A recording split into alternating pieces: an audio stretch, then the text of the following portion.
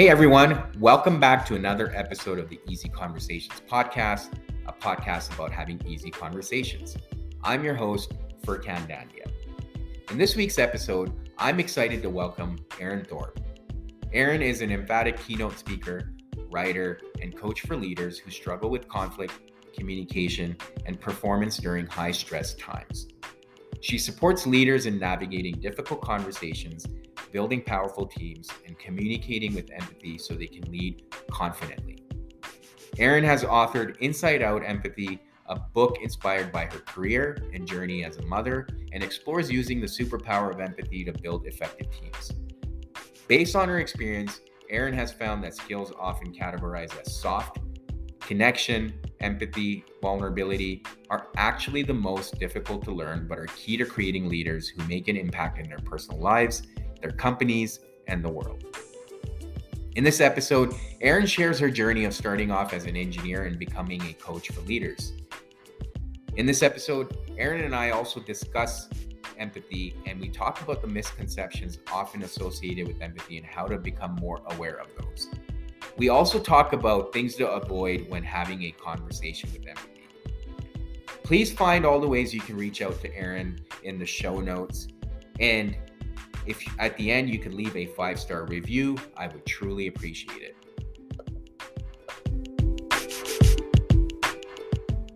All right, Erin, welcome to the Easy Conversations podcast. I'm super grateful that you've joined me today, and I'm really excited about the conversation we're going to have. But before we get started, I want to give you an opportunity to talk about what it is that you do. And obviously, you're based in Calgary, so it's very rare that we have Calgarians come on the podcast. So it's always special when that happens. So yeah, before we jump into our conversation, maybe share a little bit about what it is that you do and what got you on your journey. For sure. Thank you. Yeah, it's great to be here. I agree. It's always fun to be guests on somebody from Calgary's podcast as well. So thank you. So I am an engineer turned coach, writer, and speaker, which is a bit of an unusual career path, but who focuses primarily on helping leaders build empathy skills. I have a background in commercial construction. There was not a ton of empathy around during most of my career. And especially as I started to move into my own leadership seat. And, a lot of the feedback that I got early on was that I was very emotional and I needed to toughen up and get a game face. And while some of that was probably true in some situations, what I really tried to work on was I took it very much at face value and thought that I had to become kind of robotic and really, get rid of this part of me that felt deeply. And in doing so, in trying to figure out how the heck one does that, what I really discovered was that it was one of the greatest gifts that I had. I just needed to learn how to work with it instead of letting it run me and work against me. In doing that own work with myself, I then was able to do it with other people on my teams and, that I led. And I was, you kind of go, wow, that really had an impact. And why did that work so well? So I got really curious about it. And that's kind of what led me down this rabbit hole of really learning how to help people and support leaders in this journey to embrace their whole selves, right? Because we are human beings with emotional components. We all have it, whether we like to think we do or not, and whether we identify as somebody who has feelings or not, it's all a part of us.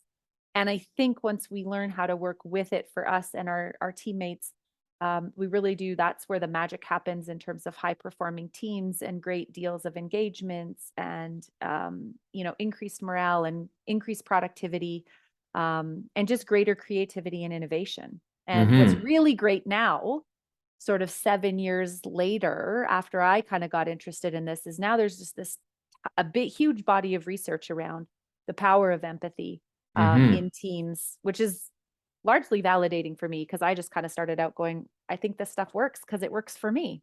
Yeah. So it's been great. So how was it for you to kind of make that shift from, being an engineer and kind of going into the field you're in now? And the reason why I ask, it's fairly personal too, but for the listeners that know me, I am also an engineer and transitioning into becoming a therapist. And I think there's obviously a component of empathy there, which I thought I understood. And as I mentioned to you offline, I was falling short in several areas. But how was it for you to make that transition? And were there any points of resistance along the way? Yeah. I think in short, the word transition is a good one. I often refer to it as sort of, you go in the caterpillar and you get into the messy goo in the cocoon and you come out the butterfly. I'm not sure that I've actually come out the butterfly yet, so I might still be in the messy goo in the cocoon. We'll see. I think we only know that when we look back, but it's definitely been a journey. I mean, there's been lots of like sideways glances and why would you want to do that? And a lot of people that can't understand the calling that this is. And I really do feel like it is a calling. I I remember the moment sitting in my office going, I can continue to deliver projects and I can continue to affect one team at a time, or I have this opportunity and this other option available to me where I can go and start speaking and writing and talking about this and hopefully have a bigger impact on an industry, which is really, my kind of big, hairy, audacious goal, if you will, is to really change the face of engineering and construction as it relates to how we show up as leaders in our emotional beings and really practice this skill of empathy. Yeah, and I appreciate the fact that you said calling because I don't think a lot of people understand that, right? And that's something Mhm. I've experienced. And it's hard to put into words sometimes when you're getting pulled in this direction. It's hard to put it into words. But what are some of the key things that you like to talk about when it comes to empathy? Obviously, coming from engineering, I can understand a lot of the focus is on goals and tasks, and often emotions aren't talked about. And I remember coming in as a new engineer, there was a tons of focus on safety, but there wasn't enough conversations around emotions or Okay. now the trendy term is psychological safety, but even that, I don't think people fully appreciate what that means. It's almost feels like it's checking a box saying, yeah, we try to make people feel safe and they can speak their mind, but I don't know if that's necessarily the case still. Yeah, I really think we are, as an industry and as a profession, in the messy middle of making this changing of the guard, so to Mm, speak, around a very traditional, um, problem solving type of leadership paradigm, uh, to one that actually embraces and brings in this human element into our work. mhm, When I went to engineering school, they spent 4 years teaching me how to solve problems the quickest, most efficient way that I could. So when I got out of school and I started to work in the workplace, that's all I wanted to do. They never taught us that people are messy and mhm, people are part of the problem you're trying to solve. And mhm, in order to do that in a way that actually meets the needs of the people, you got to embrace this messy part of being human, right? And it's not always pretty.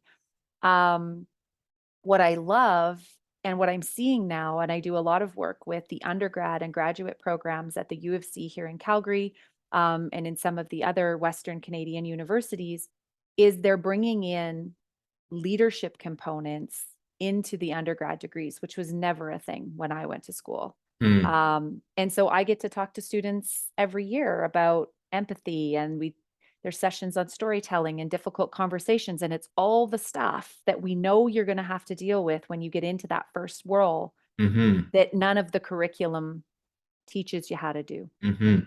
Yeah, no, that's amazing. And I think it's great that it's happening at the educational level because to your point, I didn't really have those conversations in my undergrad. But I think the problem still exists when, as you probably learn about empathy now if you're going to school, but if it's still not being modeled or taught, Yeah. uh, even I guess acknowledged or practiced in the workplace, what do people do then? I'm sure they're resorting to some of the cultures that are in their organizations, right? So I think it's a systemic issue. I do agree with you that it's a transition, but what do some of the people that you're working with say around that? Yeah, so I definitely, leaders I work with bump up against, the predominant culture that does not embrace this emotional component, and this understanding. What's interesting is once you start to work with it and you start to really understand what empathy is, and you do your own inner work to have self empathy, which is where we need to start. Um, the the seemingly, how to phrase this, the outward expression of emotion is a lot less Mm-hmm. volatile. So I went from being like this messy emotional person who had no idea what was going on inside of her because she tried to push down all the emotions all the time. And then they'd come out at the worst possible moment, like in a meeting or in front of the client, or right, like, or your Yeah. boss, to now where I can actually recognize earlier, like, oh, there's something going on there. And I can have that, I can do that exploration um, in the privacy of my own home, like, in the evening or in the morning, or have a conversation with a colleague, friend, or loved one to explore what's going on so it doesn't build up like the Mm-hmm. pressure cooker anymore. And Right. that's really the work that I'm doing with these leaders is how do we start to develop your own awareness of what's going on inside you so that it doesn't become a pressure cooker and then you don't explode all over the team and then the team doesn't explode all back on you, where you can actually have these smaller conversations that are less, you don't ride this big wave all the time. Mm-hmm. Mm-hmm. Yeah. Yeah. No, thank you for sharing that. And I think the other thing I would like to add, and I think it's something that I've learned through experience, is empathy and learning how to empathize with other people is also a journey in itself, like anything new that you're going to learn. And, I've come along a long way and I still continue to learn new things. And yeah, so I just want to make sure people are aware of that. It's not like one day you decide to Oh, demonstrate empathy and you've got it all figured out. You're going to make mistakes and learn from those as well. it's it is, they often say self-development work is like peeling back the onion and it's layers at a time, but this is definitely that. Like when I started really working on this kind of 7 to 10 years ago now, I was like, oh yeah, I'll just build this muscle, but it is I akin it to any physical muscle in our bodies. The Mm-hmm. minute you stop doing push-ups, you stop building muscle mass. Yeah. The minute you stop doing push-ups, you lose your abs, right? If you stop squatting, you don't build any quad muscles anymore. Mm-hmm. The same is true for empathy. So it is a practice that we have to get into. It requires work because it is work. It's just like going to the gym. Some people like it, but most of us, it's like it's a necessary evil to maintain our physical health. Empathy is the same way. It's like we got to practice it to maintain our own inner psychological health and the health of our team. Mm-hmm. Mm-hmm. For sure, for sure. So what are some, let's probably get in right into it then. What are some common misconceptions that you've come across when it Mm. comes to empathy? Because I can name a few, but uh yeah, what are Yeah. some of the ones that you come across? I think, well, the first one that just always comes to mind, and I think I bump into all the time, that is one of the hardest is, we say that empathy is being able to stand in someone else's shoes and to really understand. That sounds great, but it is often very hard to understand why other people feel the way they feel, think the way they think, decide to do the things that they do. Mm-hmm. And I think more than anything, um, what I've come to say is like, I may not actually be able to understand you, but I can accept that that is true for you, Mm-hmm. right? That the thing you believe or the decision that you took or the action that you did or the thing that you said was what you thought was very best in that moment, Mm-hmm. if that's what you're telling me. And so I think for me it's understanding, but more so it's acceptance that Mm-hmm. this is just because that's really what we're looking for, right? We're Right. looking for this acceptance of who we are. Right. And self empathy is accepting ourselves for who we Mm-hmm. are in all of our flaws. Yeah. that we're going to make mistakes, that we're going to have, thoughts that maybe aren't as um, politically correct, or, as noble as we would like to think that we are sometimes. And so how can we accept all the parts of ourselves? Hmm. And then that translates into then accepting all the parts of everyone else. So I think for me, moving from understanding to acceptance has been a big part of my journey. Um, I think a lot of the times we confuse empathy and sympathy, Hmm. right? None of us want to be pitied. None of us want to feel sorry for. None of it, right? That's not what we're in this for. It actually kind of pushes us away when people feel sorry for us. We feel like we have to do something different for them to accept us, Right. right? And so um, there's often that confusion between empathy and sympathy. And Mhm. I think the other one that really comes to mind that stands out in a lot of the work that I do is empathy is not fixing other people Yep. Yeah. Or their problems, or right? their problems. Yeah. Yeah. Yeah, it's actually interesting. I often in one of my in one of my talks, I'll talk about how in conversations, especially leaders, it's like they come into these conversations wearing this invisible backpack that they think they need to take all the problems of the people or the team and put it in the backpack and then walk away with this really heavy load. So Hmm. all their problems and issues and concerns go in the backpack, all the teams go in there. And it's no wonder why some of our leaders are really feeling the weight of all of that invisible baggage that they're carrying around. What I like to help my leaders envision is think of it like a bowl that sits on the table where everybody gets to put their stuff into, and at the end of the conversation we just walk away, right? You could pick out something if you need to, but you don't have to take anything out of the bowl, right? It's around listening and sharing and validating, and then they can just stay there. Because for Hmm. the most part, most of us, if we don't know what needs to be done, we do have some idea of what could be done, Right. right? And it's the process of verbalizing it and talking about it and having it validated and seen with somebody else that is the powerful force in those conversations. It's Hmm. not the actual act of picking it up and fixing it. Right. Right. Yeah. And I guess one of the things I've realized is um, we quite often, like, if we're seeking empathy, or we, we feel alone. If Yeah, something happens, we feel alone.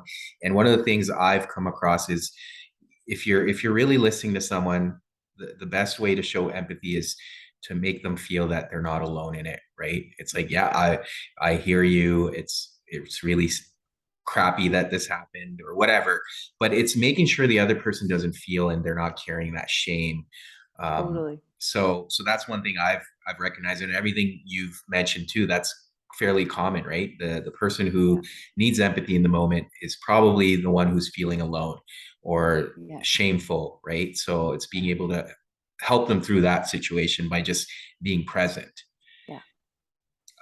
One of the other things you know, initially when I started training to become a therapist, is like, oh, all I have to do is listen and maybe paraphrase, right? And that's another misconception that I recognized. And for listeners that are interested, one of the things I came across was Brene Brown's book, Dare to Lead. She's got a full section on empathy, and that was eye opening for me. The biggest thing that stood out for me in that was not judging. Yeah. So if someone's sharing their story, and if we start judging them, then we're not really showing empathy, and we need to look within ourselves of where that judgment's coming from, because quite often it's triggering something inside of ourselves. Yeah. But at the same time, it's telling the other person that, hey, I'm being triggered here and I don't think I'm the right person to be able to listen or help. What are your thoughts on Yeah, great book recommendation. There's some other ones that I'll maybe send them to you. We can link them in the that? Yeah, show notes for sure. as well, that I would highly recommend just if people want to kind of dig into more of this topic around empathy.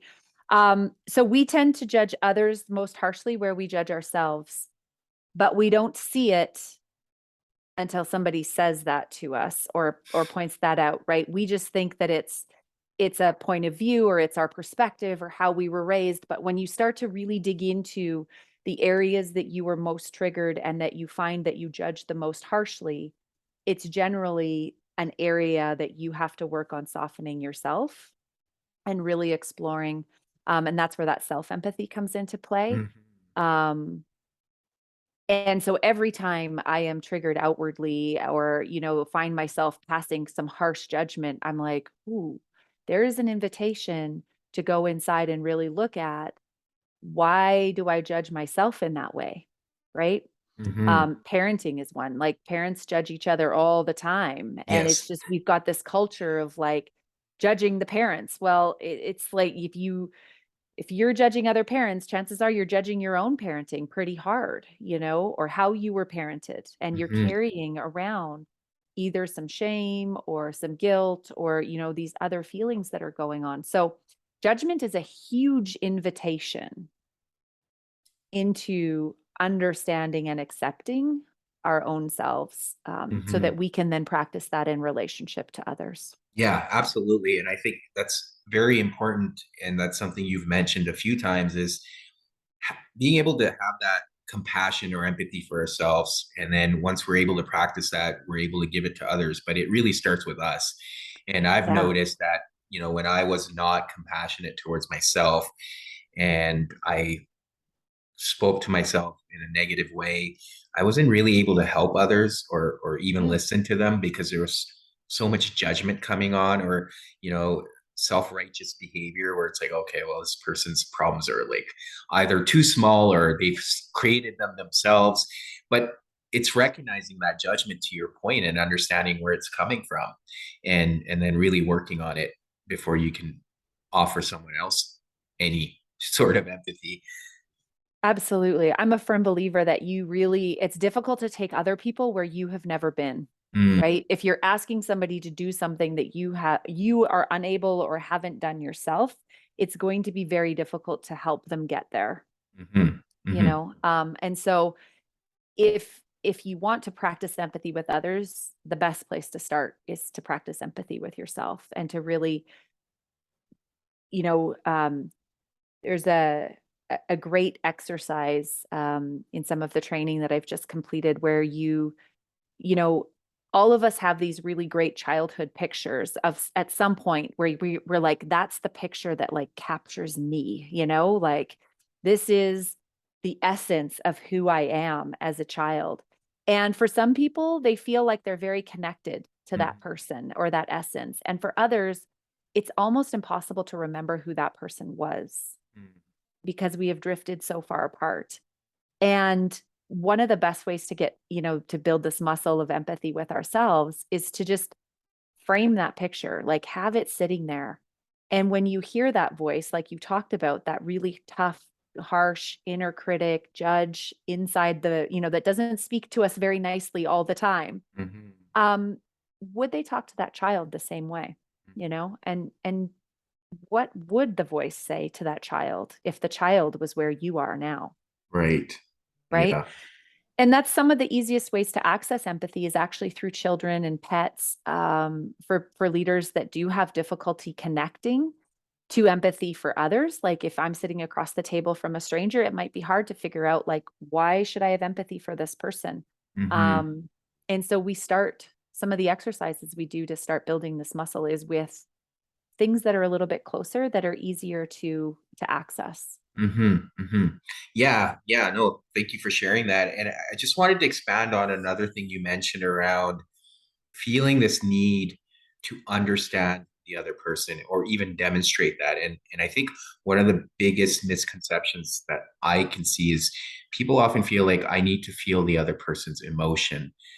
And I don't think that's really the case. To your point, you can uh, perhaps demonstrate empathy by just acknowledging the emotion they're feeling. But I feel like a lot of people often also get uncomfortable when there's a lot of heavy emotions involved and they don't know what to do, especially if the person's crying or dealing with grief.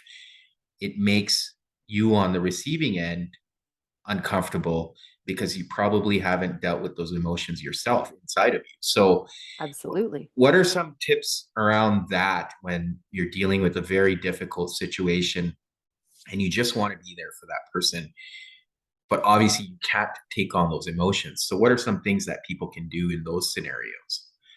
Yeah.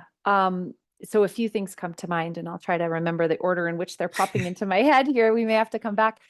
I think first and foremost, I really see emotion as this the the height at which we can enjoy joy, you know, beauty, excitement, ecstasy, if you want, all of these kind of heightened, what we would call quote unquote positive emotions. I don't like to bucket them positive and negative because I think all emotions are information.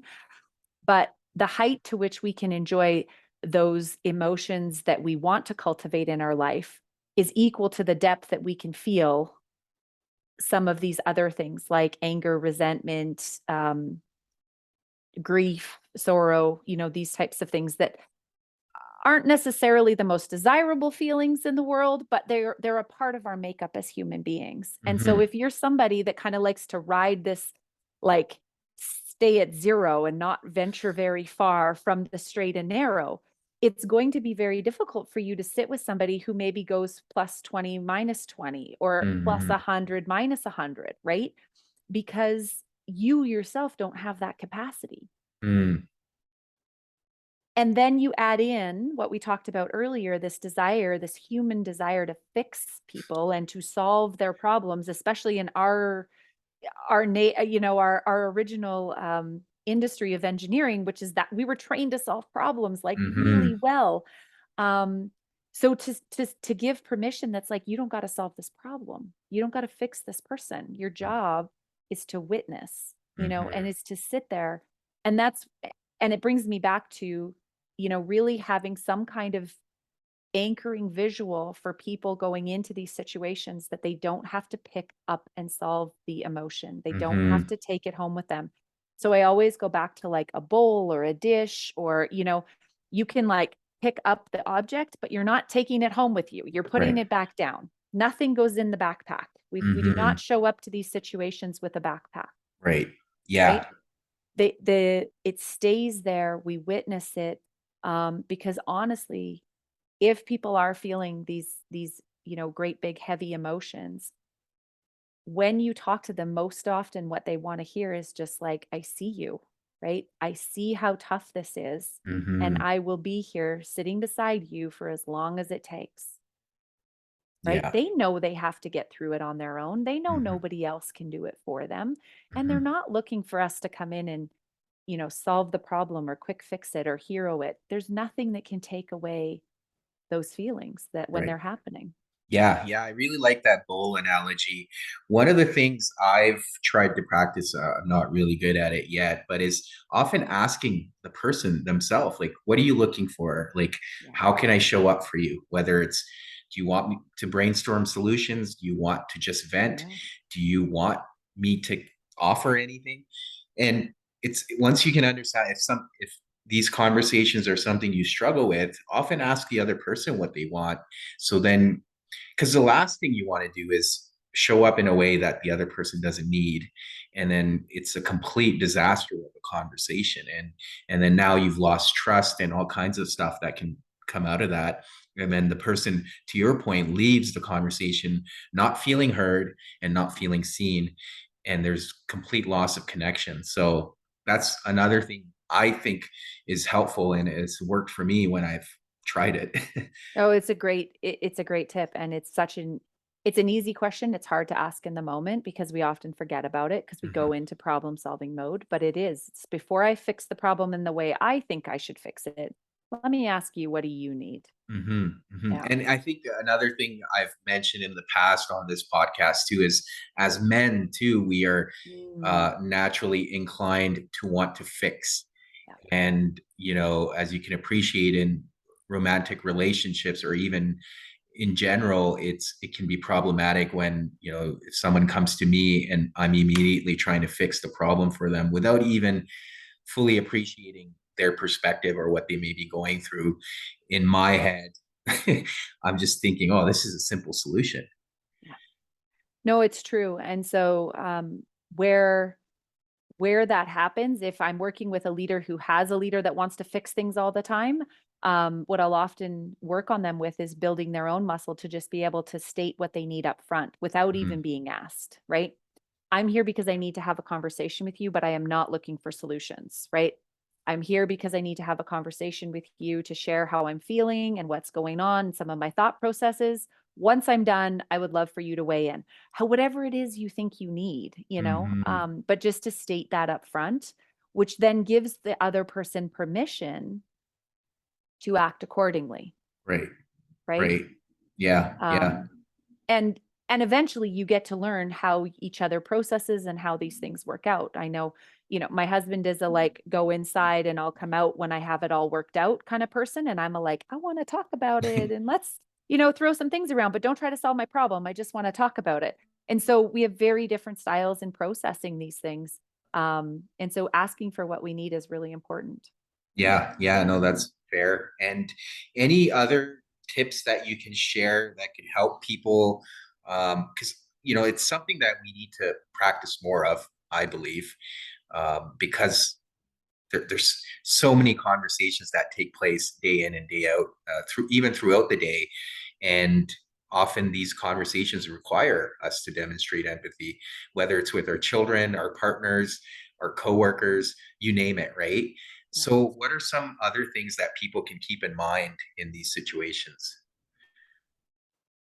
Well, I think, you touched on it earlier around, we think we're good listeners, but we're listening to solve the problem still, right? We're listening to respond, not listening to be influenced. I think it goes Mm, beyond listening to understand. I think it's actually listening to be influenced. So if your children, if your team members, if your partner, if your colleagues or whoever, all of these day-to-day conversations that you're talking about, if they bring you something that they want to talk about, how can you listen in a way that will actually influence your own thoughts and mm, your own perspective, right?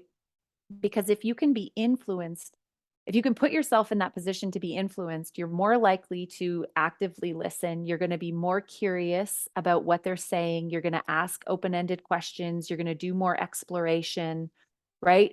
You're not just going to launch into, well, I think I've heard what you said, and here's the issue, here's the solution, mm. right? It's going to be much more kind of co created. And in doing so, that is the skill of empathy, right? Of being able to accept what is true for them Mm. and to really hear them out, witness what they've gone through or seen or feel. Um, and then you can use that question that we just talked about earlier around like, what do you need from me, right? How can I best support you through this? Yeah, And maybe yeah, it's just as simple as the conversation that you've had.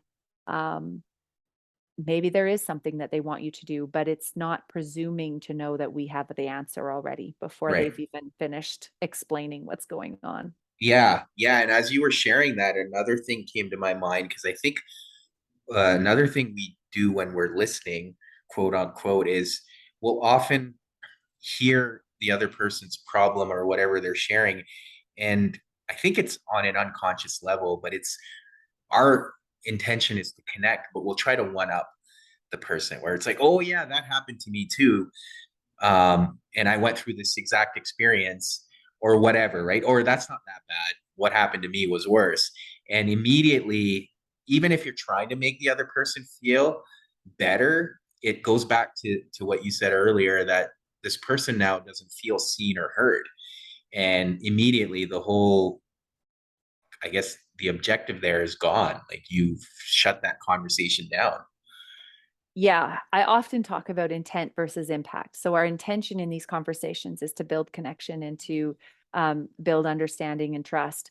But our impact when we do that, when we compare and minimize and one up each other, is we drive disconnection, Mm, right? And so your intention is great only if it matches your impact. right. Most of us 99.9% of us have great intentions most of the time, Mm-hmm, right? Like mm-hmm, we want to build relationship, deepen trust, have connection. Often our impact falls short. And so pay more attention to the impact you're having on people, because that's where that's what they remember. They don't remember your intention. mm-hmm. They remember the impact you had in that conversation. So if you can get those two to align, you're well on your way. Yeah, yeah. And I think just to add to that, I think the other piece I've experienced is if you're listening, you don't necessarily have to agree. And I think that's part Mm. of another issue where people feel like, oh, if this person's sharing something and I don't agree with it, I should let them know. Well, maybe not in the moment, and you don't necessarily have to agree, but you could still listen, right? And it's their experience. You don't have to. Chances are you will never agree because it's their perspective, their experience, and it's always going to be different than yours. But yeah, that's another thing I feel like often comes up. Pick any cultural, socially, relevant topic today. You will find that you have to sit with people that have diametrically opposed opinions about something. The pandemic was a great example. Mm. There's hundreds of examples in the news today about Yes. opposing opinions around social and cultural issues. It's one of the best places to practice empathy, because you have to Mm. sit there, and this is why I go back to, like, are you really understanding? Right? We're not agreement. Agreement was long gone. We don't have to agree. Understand or just accept that this is true for this person, right? Vaccinated, unvaccinated, you name it. There's been all kinds of opportunities for these conversations over the Yeah. past couple of years, and they're going to continue to be there as our world increases in its, global perspectives and the information that's being shared. There are going to be lots of opportunities to practice acceptance and understanding. Mm. Mhm. Yeah, and I think it's recognizing that it's part of the shared human experience, right? Totally. And one of the things that's worked for me is often trying to find not a place of disagreement, but a place of where there's commonality. And if the other person is perhaps discouraged or disappointed or feeling uh, emotions where they're hurt, you can at least find some commonality there where you've experienced that in the past. So then that takes you away from the actual context of the situation, and you're not focusing on something that you disagree with, but you can actually appreciate that human experience that the other person's going through.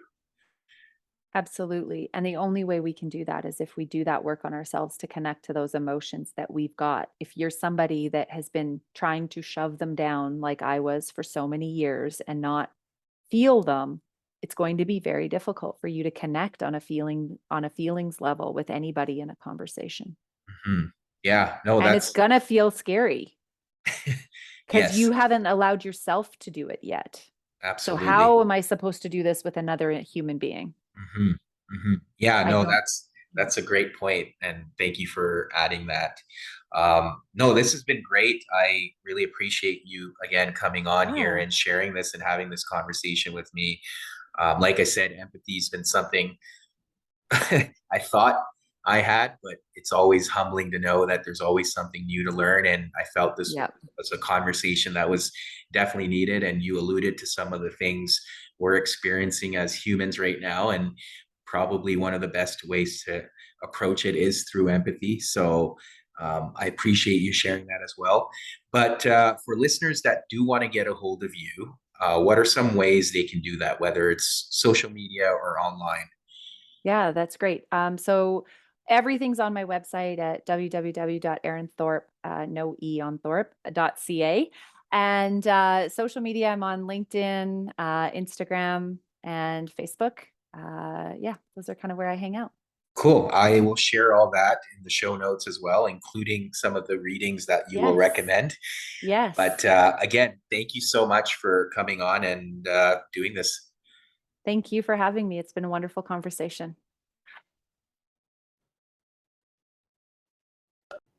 Thank you for tuning in to another episode.